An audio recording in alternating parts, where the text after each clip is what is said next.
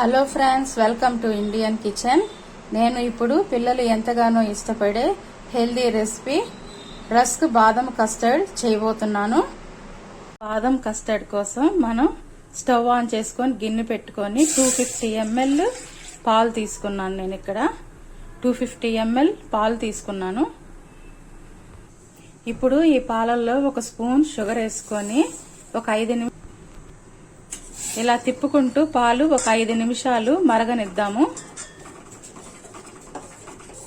పాలు ఈ విధంగా తిప్పుకుంటూ మరిగిద్దాము, లేకపోతే పైన మీగడ వస్తుంది. మీగడ రాకుండా ఉండాలంటే మనం కంటిన్యూస్ గా తిప్పుతా ఉండాలి. ఇలా పాలు బాగా మరిగి చిక్కబడిన తర్వాత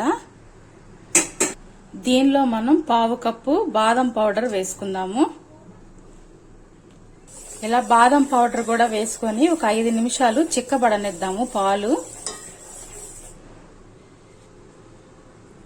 చూడండి, మనకి చిక్కని బాదం కస్టర్డ్ మిల్క్ రెడీ అయిపోయింది. ఈ కన్సిస్టెన్సీ వచ్చేంత వరకు మనం మరిగించుకోవాలి చిక్కగా.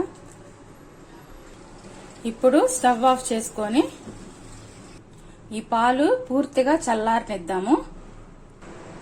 పాలు పూర్తిగా చల్లారిపోయినాయి. ఇప్పుడు మనం సర్వింగ్ ప్లేట్ లో ఒక 6 రస్కులు ఇలా తీసుకుందాము. ఇలా రస్కులు తీసుకొని మనం ముందుగా చేసుకున్న బాదం కస్టర్డ్ మిల్క్ ని ఈ రస్కుల మీద ఇలా పోసుకుందాము. కంప్లీట్ గా ఈ పాలన్నీ ఈ రస్కుల మీద పోసుకుందాము. చూసారు కదా, ఎంతో సింపుల్ గా 5 మినిట్స్ లోనే బాదం కస్టర్డ్ విత్ రస్క్ రెడీ అయిపోయింది. ఈ వీడియో మీకు నచ్చితే లైక్ చేయండి, షేర్ చేయండి, సబ్స్క్రైబ్ చేసుకోండి.